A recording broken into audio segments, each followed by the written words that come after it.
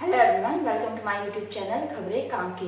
पिछली बार हमने पढ़ा था राष्ट्रपति की शक्तियों के बारे में। आज हम पढ़ेंगे राष्ट्रपति के विशेषाधिकार, वो शक्तियां जो राष्ट्रपति की वास्तविक शक्तियां हैं। जैसे कुछ शक्तियां राष्ट्रपति की जो मैं बताना चाहूंगी, जैसे वीटो की शक्ति हो गई। अगर कोई विधेयक राष्ट्रपति के पास भेजा जाता है कानून बनने के लिए, आपको यार पता होनी चाहिए, अगर कोई भी विधेयक राष्ट्रपति के हस्ताक्षर के बाद ही कानून बनता है, अगर वो राष्ट्रपति के पास भेजा जाता है तो राष्ट्रपति उसे पुनर्विचार के लिए लौटा सकते हैं। पर अगर मंत्रिपरिषद उसे दोबारा भेज दे तो वह राष्ट्रपति उस पर हस्ताक्षर करने के लिए बाध्य होते हैं।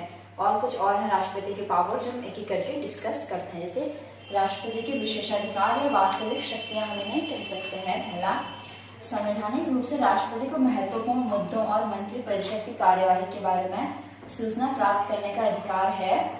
मतलब मंत्रिपरिषद ने क्या डिस्कस किया, देश में कौन से महत्वपूर्ण मुद्दे चल रहे हैं, उन सभी के बारे में राष्ट्रपति को सूचना प्राप्त करने का अधिकार। और ये सूचना राष्ट्रपति प्रधानमंत्री के जरिए प्राप्त करते हैं। मीन्स प्रधानमंत्री उन्हें ये सारी सूचना, उनके द्वारा मांगी गई सूचना उन्हें देते हैं।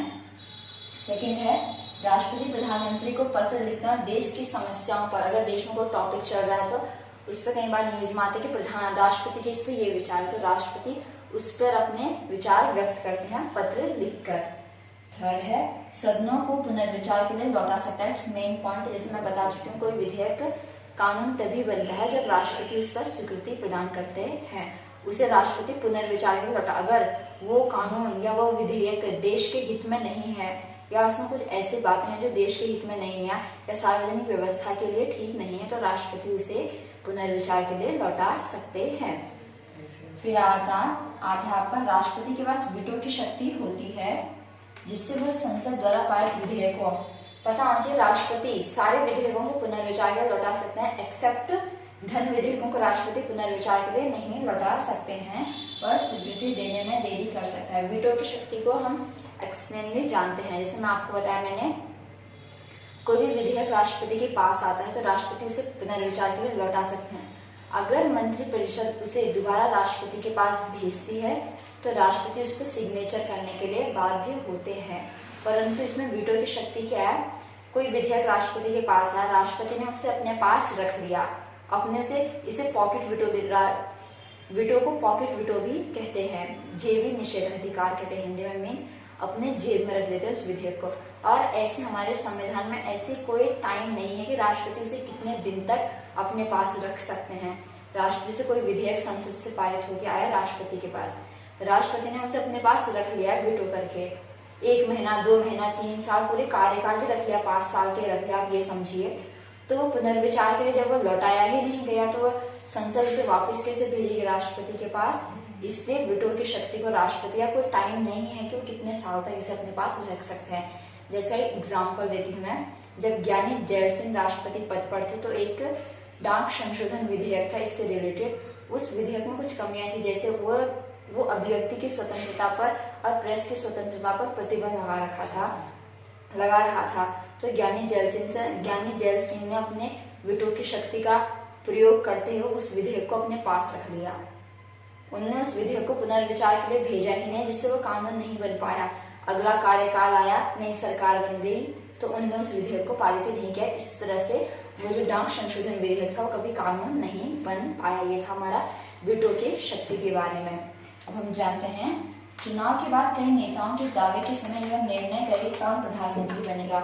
नॉर्मली तो ऐसा होता है कि जो बहुमत, जैसे जो पार्टी जीती है उस दल के विजय पार्टी के बहुमत दल के नेता को ही प्रधानमंत्री नियुक्त किया जाता है। परंतु अगर किसी पार्टी को बहुमत नहीं मिलता है, जैसे गठबंधन के दौर में 1989 से प्रधानमंत्री राष्ट्रपति की वैल्यू और बढ़ जाती है। जैसे जब गठबंधन का टाइम था तो किसी को भी पूर्ण बहुमत प्राप्त नहीं था। उस टाइम पर राष्ट्रपति डिसाइड करते हैं कि कौन प्रधानमंत्री बनेगा।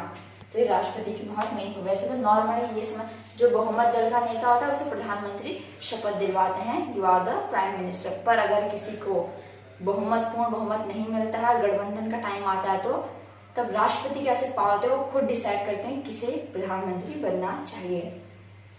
राष्ट्रपति पद की क्या आवश्यकता है, जैसे राष्ट्रपति की वजह से आप बता चुके हैं कि सारे मेन पावर्स प्रधानमंत्री के पास होते हैं। राष्ट्रपति कोई भी कार्य करते हैं तो मंत्रिपरिषद के सलाह के अनुसार करते हैं।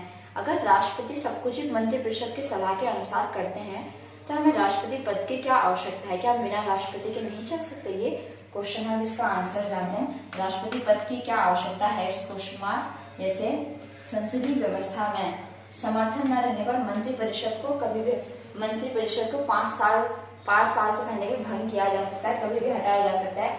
ऐसे समय में ऐसे राष्ट्र प्रमुख मीन्स राष्ट्रपति, ऐसे जो देश का बड़ा प्रमुख हो, ऐसे राष्ट्र प्रमुख की आवश्यकता होती है जिसका कार्यकाल परमानेंट हो, स्थायी हो और जो पूरे देश का प्रतिनिधित्व कर सके। तो जो मंत्रिपरिषद होती है परमानेंट नहीं होती, तो 5 साल से पहले भंग किया जा सकता है। पर इस टाइम पे हमें मंत्रिपरिषद भंग हो जाएगी तो हमें देश का प्रतिनिधित्व करने के लिए ऐसे राष्ट्र प्रमुख की आवश्यकता पड़े, पूरे देश का प्रतिनिधित्व कर सके। तो राष्ट्र प्रमुख कौन होते हैं? हमारे माननीय राष्ट्रपति। जब किसी दल को, जैसे मैं आपको बताती हूँ, जब किसी दल को स्पष्ट बहुमत नहीं मिलता तब राष्ट्रपति पर निर्णय लेने और देश की सरकार को चलाने के लिए प्रधानमंत्री को नियुक्त करने की जिम्मेदारी होती है। जब किसी को स्पष्ट बहुमत नहीं मिलेगा राष्ट्रपति प्रधानमंत्री कौन बनेगा, इसका डिसाइड भी राष्ट्रपति करते हैं। ये तो बहुत ही महत्वपूर्ण कार्य हैं। हमने जो गठबंधन के टाइम पे जितने भी कौन प्रधानमंत्री करेगा सब राष्ट्रपति पर डिपेंड करते हैं। अब हम जानते हैं उपराष्ट्रपति के बारे में। राष्ट्रपति की अनुपस्थिति में या राष्ट्रपति की मृत्यु हो जाए, उन्हें विदेश यात्रा पर जाने पड़े, किसी कारणवश अपनी हेल्थ से रिलेटेड अगर वो कार्य नहीं कर पाते तो उपराष्ट्रपति कार्यवाहक राष्ट्रपति के रूप में कार्य करते हैं।